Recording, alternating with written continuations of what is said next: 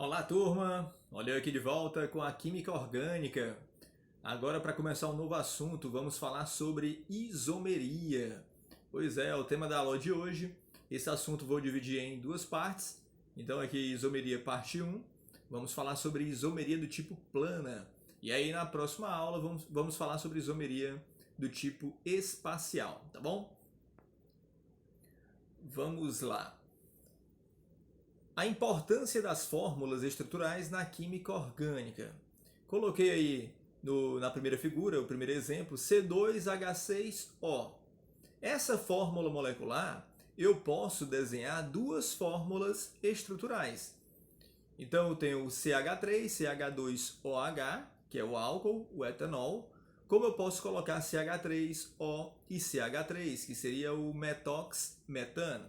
Então observe, com a mesma fórmula molecular, eu consegui fazer uma molécula de álcool e consegui fazer um éter. Então, a fórmula estrutural vai me dizer que tipo de composto se trata aqui na química orgânica. O carbono ele é muito versátil. O fato de ele fazer 4 ligações de variadas formas, 4 simples, ou com uma ligação dupla e 2 simples, 2 duplas, ou uma ligação tripla e uma simples. Essa versatilidade faz com que ele consiga formar um número infinito aí de compostos. Então, a ideia de se trazer a fórmula estrutural é para que eu consiga identificar, entender melhor quem é a substância e assim diferenciar uma da outra, sabendo mais sobre suas características, né? Então, a fórmula molecular ela não é suficiente para distinguir essa infinidade de compostos. Então, como se fossem as pecinhas de um Lego, eu consigo montar arranjos diferentes. Então, esse é o detalhe aqui na isomeria. A gente vai comparar isômeros. Então, o que é que o etanol é do metox-etano?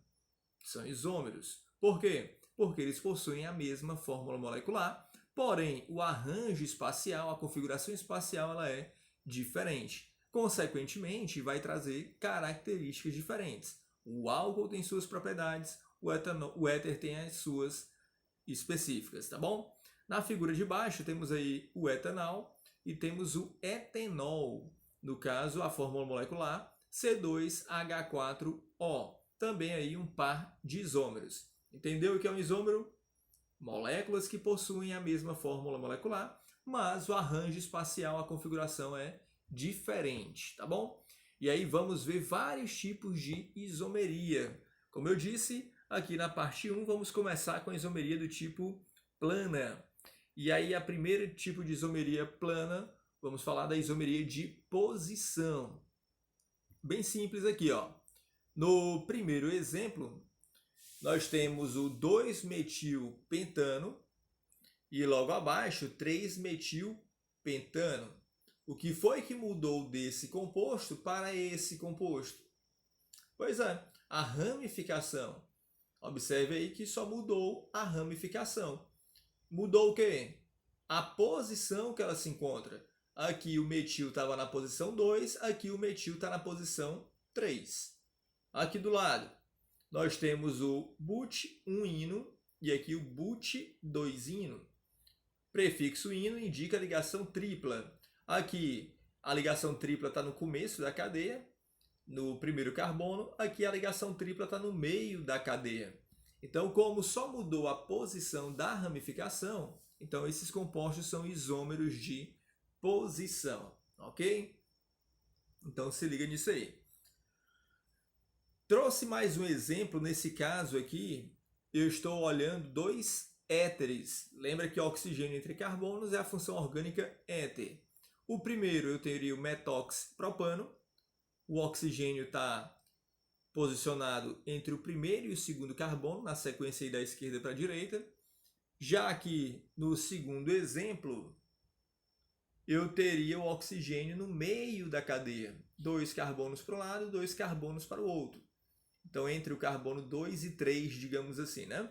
Pois é, quando a mudança de posição for de um heteroátomo, o que é o heteroátomo? é aquele elemento químico diferente de carbono, hidrogênio, enfim, que está entre carbonos. Um elemento químico diferente de carbonos que está entre os carbonos. No caso mais comum, nós temos o oxigênio. Aparece também com frequência nitrogênio e o enxofre.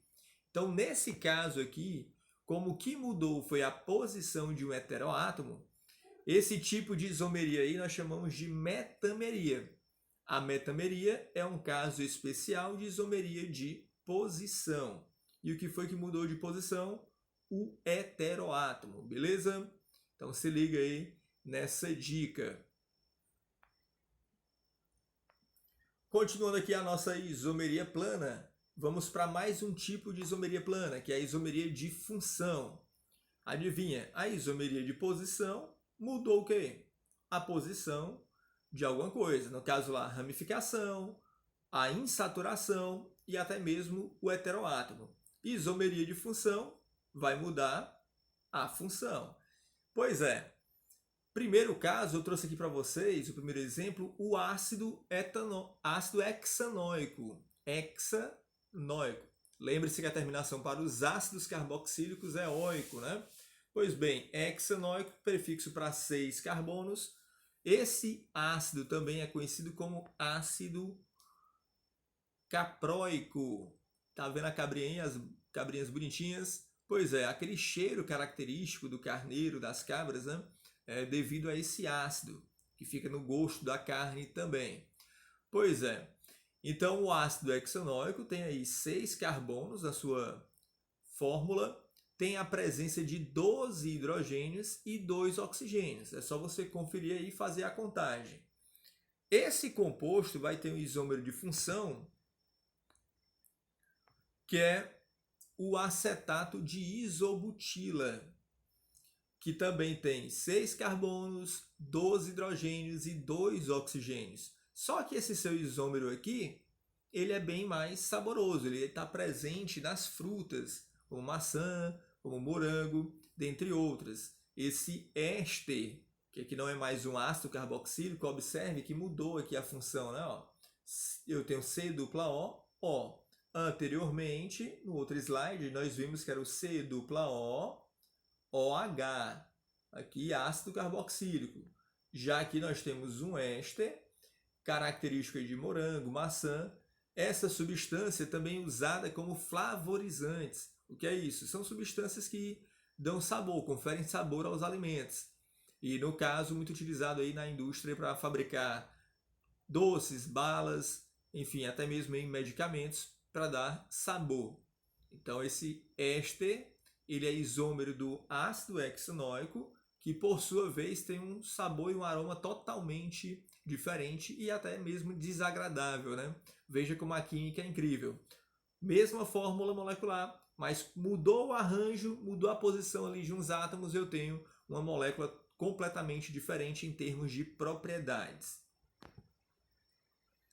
Aqui, ó, isomeria plana, porém de cadeia. Pois é, o que é que vai mudar? A cadeia. Pois bem, eu posso ter cadeia aberta, fazendo isomeria com cadeia fechada, como é o caso do propeno com o ciclopropano. Bora conferir se são isômeros mesmo? Bora lá. Aqui eu tenho 3 carbonos, 2, 3, 6 hidrogênios. Bora contar aqui. 3 carbonos, 2, 4, 6 hidrogênios. Mesma fórmula molecular. E o que é que está diferente? A cadeia. Cadeia aberta faz isomeria com cadeia fechada. No exemplo abaixo, butan 1-ol com butan 2-ol. Professor, mudou a posição? Pois é, mudou a posição. Mas cuidado, mudou a posição, porém, aqui eu tenho isomeria de cadeia, que no caso, a primeira seria uma cadeia normal, a segunda com uma espécie de ramificação aí com a hidroxila. Então, cadeia normal faz isomeria com cadeia ramificada. Aqui eu posso também classificar como isomeria de posição, ok? Temos um caso aqui específico de isomeria de função, que é a tautomeria. Veja só, o etanol, quando dissolvido em água, ele se transforma, parte dele vai se transformar em um novo composto, que é o etenol. Então, como ele diz aí no texto, etanol em água, quando dissolvido, parte dele, uma certa quantidade desse aldeído porque é C-O-H na ponta da cadeia, se transforma em enol. Enol porque eu tenho hidroxila, agora ligada a um carbono que tem ligação dupla. Após algum tempo, percebemos que as quantidades de etanol e etenol permanecem constantes. Nesse momento, foi atingindo o equilíbrio entre as funções. E aí, nesse caso, nós temos a tautomeria. Então, veja só, o que é a tautomeria? É quando uma substância, ela é dissolvida em água, ela entra em equilíbrio com a outra função, que no caso aí seria o enol, tá bom? Então, quando atinge esse equilíbrio aí dinâmico, que uma fica se transformando na outra, nós temos a tautomeria. E como é que acontece essa transformação? Como é que uma vira outra? Veja só, aqui nós temos a mudança da ligação dupla. A ligação π, lembra dela? Que está presente em compostos que têm ligação dupla, ela vai descer, vem para cá. Que, por sua vez, faz com que esse hidrogênio venha para o oxigênio.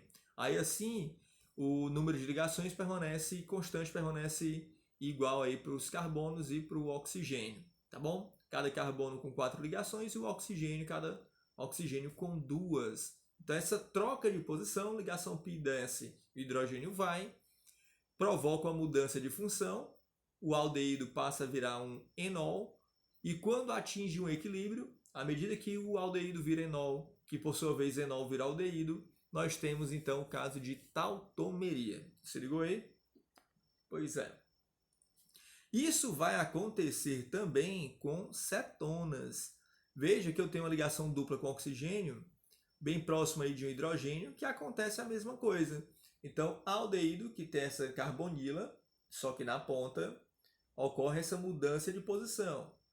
Cetona também tem a carbonila, que é o C-O. Se está próximo de hidrogênio, pode ter essa mudança de posição. E quando é que isso acontece? Quando eu dissolvo a minha substância na água. E aí, à medida que uma vai se transformando na outra, no equilíbrio dinâmico, cetona vai virando enol, que por sua vez enol volta a ser cetona. Temos então o caso de tautomeria.